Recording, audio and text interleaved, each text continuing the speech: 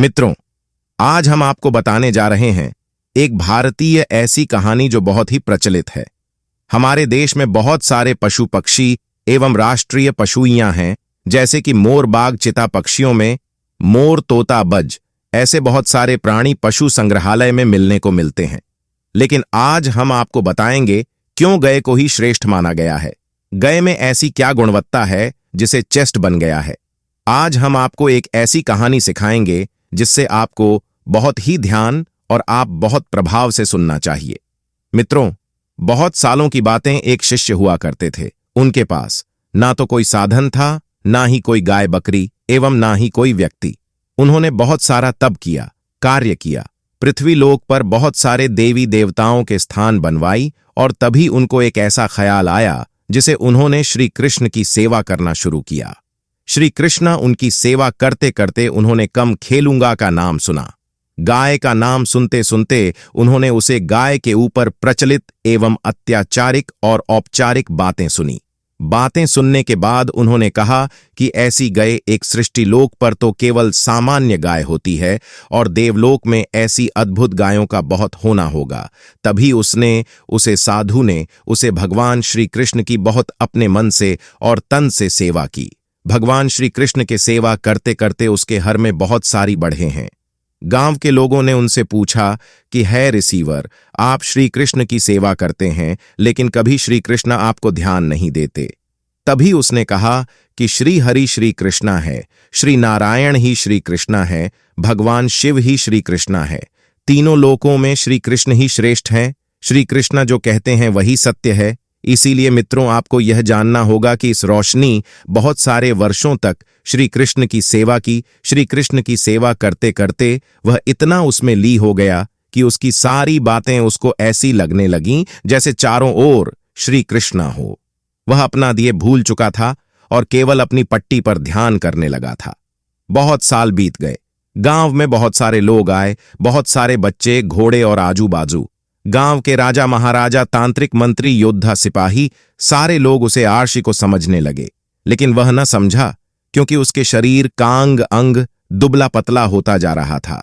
उसके शरीर में बहुत ही निर्जीव भाव आ रहा था। उसकी सांसें कम हो रही थीं। आर्षि बहुत ही समय से भूखा प्यासा श्री कृष्ण की ही सेवा करता था। वह योग साधना में बहुत ही निपुण था। उसने अपनी योग साधना से अपने शरीर को कई वर्षों तक बिना खाए पिए रखा। लेकिन जब जब समय आगे बढ़ा, वैसे उसके शरीर में निर्बलता बढ़ती गई। तभी गांव के लोगों ने उसे दही, दूध, छाछ, बहुत सारे कार्य में विलीन करना चाहा, लेकिन उन्हें कोई भी फर्क नहीं पड़ा। उसे आर्षि का आप ध्यान भंग करने के लिए, आर्षि की जान बचाने के लिए हर एक प्रकार से गांव वालों ने हर एक प्रकार की सेवा की। रिसीवर के पांव पड़े, अर्षि भर के सामने पड़े। लेकिन तब एक समय ऐसा आया जब अर्षि वर्ष ध्यान में बैठे थे।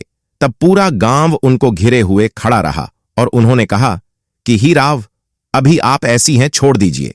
देव लोगों की गाय से क्या मतलब है। तभी रूसी वन ने कहा कि अगर इस सृष्टि में भगवान श्री कृष्ण हैं और वह सदैव भी धरती पर रहते हैं, तो उन्हें मुझे दर्शन देना ही होगा। इतना कहते हैं चारों ओर गांव में बिजलियां बरसने लगीं। चारों ओर में एक चर्चा होने लगे। खेतों में लहराते हुए फेल पर पौधे सभी डोलने लगे हैं। गए चारों ओर भीतर मचाने लगी। गांव के सारे लोग अपने अपने घर चले गए।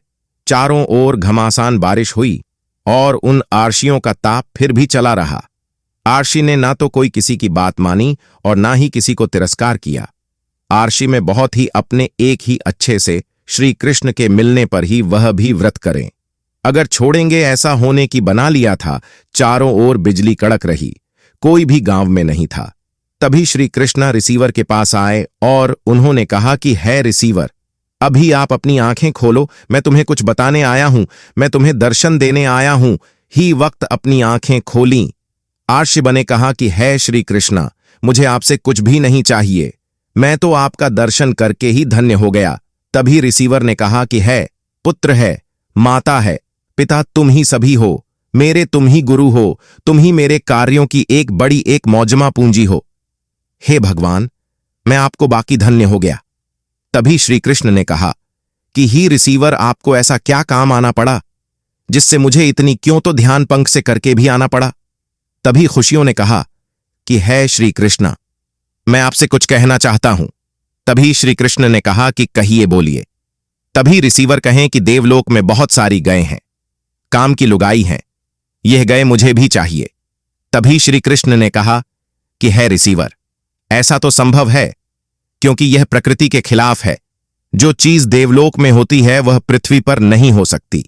अगर मैं आपको इसका एक मार्ग बताता हूं, आपको उसे मार्ग पर चलना होगा। तभी रिसीवर कहते हैं कि ठीक है, मैं उसे मार्ग पर चलूंगा, आपको मुझे ऐसा मार्ग दिखाना होगा। तभी रिसीवर को श्री कृष्ण कहते हैं कि गाय माता समान होती है, उसमें ना कोई सी देवी ताकि होती है, ना ही किसी मनुष्य की होती है। जो गाय सृष्टि पर है वही सर्वश्रेष्ठ है। इस गाय की पूजा करनी चाहिए। उसी दिन में 2 से 3 बार रोटी देनी चाहिए। हर पूर्णिमा की चांद को उसे गुड़ खिलाना चाहिए। हर सोमवार को उसे गाय का खास चार का दान करना चाहिए। गाय को संपूर्ण तरीके से ईच घर में रखते हो तो उसे सूरज की तरफ से रखना चाहिए। उसके ऊपर चंद्रमा की छाया नहीं पड़नी चाहिए। इस तरह रखना चाहिए। इस तरह काहे की संपूर्ण सेवा करनी चाहिए। जब तुम एक संपूर्ण देवताओं के पूजा करते हो, तब तुम सिर्फ एक गाय की पूजा करके ही सभी पुण्य को अपने हाथ में ले सकते हो। गाय की पूजा सर्वश्रेष्ठ मानी गई है। चेकिंग: जब जब इस गाय को स्त्री द्वारा पूजा किया जाता है, तब उसकी अलौकिकता और भी बढ़ जाती है ही रिसीवर। आप कृपया यह है छोड़ दीजिए। मैं आपको बस इतना ही कहना चाहता हूं कि आप मेरे परम भक्त हैं और मैं आपसे यह सदा ही आपके पास रहूंगा। और तभी रूसी वन ने कहा, ठीक है भगवान, मैं आपकी हर एक बात को अपने ध्यान में रखूंगा। और तभी उन्होंने कहा कि आपसे आपका जीवन बदल जाएगा। आपके शरीर में छोड़ी दुर्बलता है वह दूर हो जाएंगे। आपकी इच्छाएं संपूर्ण पूर्ण होगी। लेकिन आपको एक ऐसी गाय प्राप्त होगी जो कि है किसी भी गांव में किसी के भी पास नहीं होगी। और रिसीवर खुश हो गए। मित्रों, गाय की सेवा करने से हमें इतना इतना लाभ हो सकता है। कृपया अपने जीवन को बाली और गायों को सेवा एवं पशु पक्षियों की इच्छा सेवा करने के लिए तत्पर रहिए। प्रणाम।